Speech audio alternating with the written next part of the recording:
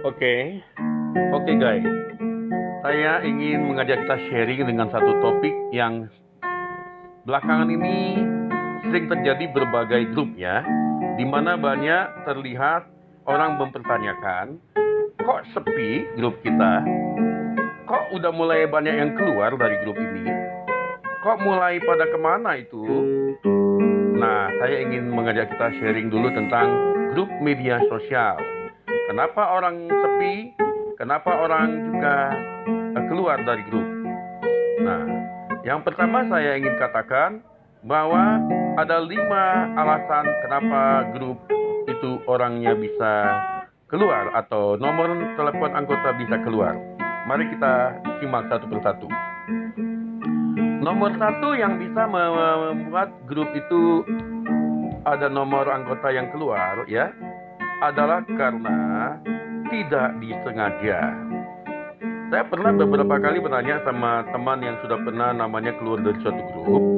Saya bilang sama dia, kamu ada apa? Kok nggak cocok di grup ini ya? Dia bilang, emangnya aku keluar ya? Ternyata setelah kita klarifikasi, dia bilang dia tidak pernah merasa keluar atau check out ya, atau leave dari suatu grup. Cuman bisa aja katanya mungkin suatu saat, suatu tertentu yang megang handphone anaknya atau adiknya lah ya, atau orang lain lah yang tidak disengaja pada saat ada terpencet apakah keluar dari grup ini, ya dia katakan yes, padahal tidak tahu artinya. Akhirnya dia tidak tahu kalau dia keluar. Nomor dua, orang bisa keluar dari grup karena memang nomornya yang berganti nomor atau nomor lamanya tidak aktif. Nomor itu kalau sudah tidak aktif, otomatis kita ganti di handphone itu nomor baru. Nomor baru kan belum tentu langsung kita bisa aplikasinya dapat semua kalau tidak didaftar ulang. Jadi ada kalanya karena grupnya sudah banyak, dia tidak tahu grup mana yang udah masuk atau belum. Yang dia prioritaskan misalnya grup paling dekat aja ya, keluarga misalnya. Nah untuk yang lain-lain kan memang alangkah baiknya ya teman-teman yang lain bantu juga dong. Misalnya kamu ganti nomornya. Kalau ganti nomor berapa sekarang? Kita tanya lagi dia, apa dia memang mungkin nomor lamanya tidak aktif, baru masukkan lagi dong. Admin bisa harus aktif. Yang berikutnya yang bisa membuat orang keluar dari grup nomornya adalah karena memang faktor ya jujur aja dia merasa tidak nyaman di grup itu. Kita tahu bahwa grup itu banyak ya, manusianya banyak, karakternya berbeda. Ada di dalam grup itu nanti orang yang kita lihat sepertinya mendominasi ya, ingin dia sendiri yang didengar pendapatnya. Ada yang di grup itu memang kita lihat yang ya orang hanya penonton aja ya, pasif ya. Ada juga yang memang orang yang situ suka komentator ya di grup. Nah, yang komentator ini kan ada kalanya memang buat orang nyaman mendengar, ada kalanya tidak. Jadi, ada ketidaknyamanan membuat orang memang bisa keluar dari grup. Dalam hal ini memang ini perlu diselesaikan dengan baik. Ya, misalnya alangkah baiknya kalau orang mau keluar dari grup tuh alangkah baiknya yang buat permisi lah ya. Misalnya, maaf teman-teman, saya jujur, saya tidak merasa nyaman di grup ini. Yang keempat, ada orang bisa keluar dari grup adalah karena dia merasa lonely among the crowded. Merasa kesepian di tengah keramaian. Sama seperti orang yang merasa kesepian ketika di suatu undangan pesta yang dihadiri ribuan orang yang tidak dikenalnya satupun, kecuali yang mengundang. Sehingga ketika dia sudah bersalaman sama pihak yang mengundang, dia tidak menemukan teman yang cocok berkenalan, mungkin karena malu, mungkin karena dia merasa tidak at home, tidak merasa ada teman. Dia keluar dari ruangan pesta yang jumlahnya ribuan itu. Dia pergi ke ruang kedai kopi lain yang merasakan suasana yang lain. Nah, jadi ada kalanya memang orang keluar dari grup kalau tidak merasa feel at home, tidak merasa nyaman, tidak merasa berada di tengah-tengah orang yang membuat dia senang. Ini memang tidak bisa kita pungkiri. Manusia itu sebagai manusia kita banyak perasaan yang berbeda-beda ya. Ada yang sensitif, ada yang perasaan kita yang memang cuek, nggak masalah ya. Nah, tetapi memang ada yang sensitif ya. Contohnya kalau orang dikasih dengan ucapan saja, ada yang memang dia menunggu apakah pendapatnya didengar, dihargai tidak. Nah, apa contoh yang membuat orang tidak nyaman di grup? Bisa saja ketika ada ulang tahun di orang anggota lain, itu rame semua mengucapkannya ya. Oh, happy birthday, God bless you, ya senang, sukses kamu. Ketika dia ulang tahun, yang ngucap hampir tidak ada. Kecuali yang dia dekat banget temannya. Itu dia bisa merasa, ya udah, saya bukan di sini berarti. Ada juga orang merasa seperti ini. Kalau dia berpendapat atau bikin status, atau bikin berita atau informasi, tidak ada yang like dan komen. Sebaliknya, bila ada teman-teman lain yang banyak statusnya, yang belum tentu menurut dia lebih bagus daripada dia, tapi kok bisa hampir semua ya like dan komen? Emangnya saya dianggap apa ya di sini? Ya ada juga yang keluar dari situ. Jadi memang berbagai hal bisa terjadi.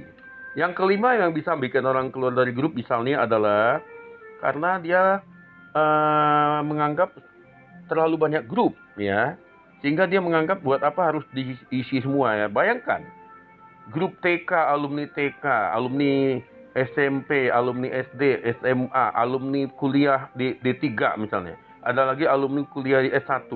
Ambil lagi alumni kuliah S2. Dia lagi ikut alumni S3. Ya, ikut keluarga ini, keluarga itu, ikut lingkungan. Kerja misalnya di 10 tempat yang berbeda. 10 tempat punya grup. Ya nggak mungkin dong 50-50 bisa dia jawab semua. Ya bisa dia ikuti. Memang ada kalanya kita harus mengerti. Ada kalanya orang tidak merasa semuanya harus diikuti. Kita tidak bisa menyenangkan semua orang. Kita harus bisa melihat, memilah, ya. Ya, apalagi di masa-masa pandemik seperti ini banyak orang yang harus pandemikir ya. Pandemilah juga. Ya. Jadi kita harus pandemik juga dalam arti pandemikir, pandemilah ya. Pandemikul yang mana yang memang beban yang bisa diangkat.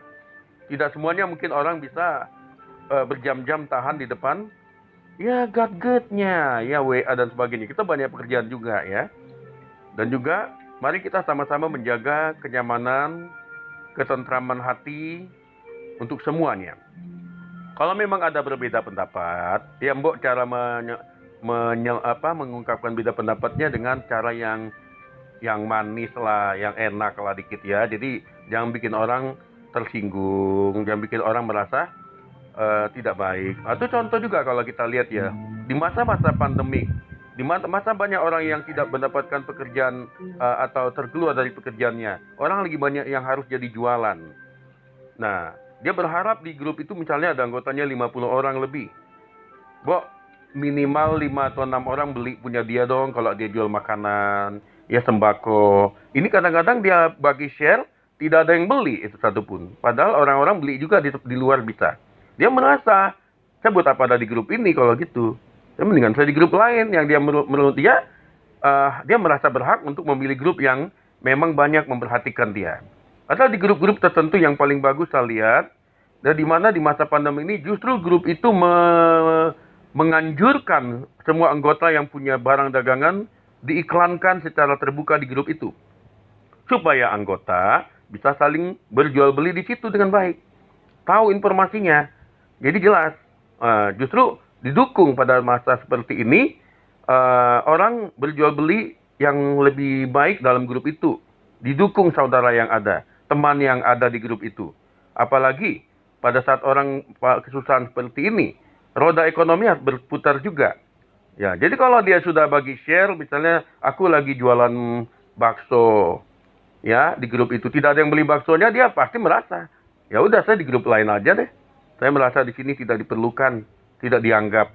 Dia memang itu kenyataan. Jadi kita perlu realita. Grup yang terbaik adalah grup yang di masa-masa krisis dan pandemi, dia malah tolong-menolong di grup itu. Ya, kalau ada dagangan teman yang ada memang ya dibelilah ya. Itu yang alangkah baiknya. Tetapi juga yang jualan juga harus ngerti. Ya, kalau memang kualitas dan juga harga tidak tercapai, dia harus cari yang lain, yang barangnya memenuhi keinginan dari anggota. Demikianlah saya share mengenai fenomena grup sepi, kalau pada keluar dari grup, semoga ini bermanfaat bagi kita. Semoga visi misi setiap grup adalah visi misi yang saling mutualisme, saling menguntungkan. Menguntungkan bukan hanya dari materi, tetapi juga menguntungkan dari kenyamanan dan keamanan hati. Semoga bermanfaat. Hi guys, nice to know and know more about you. Thank you very much. God bless you.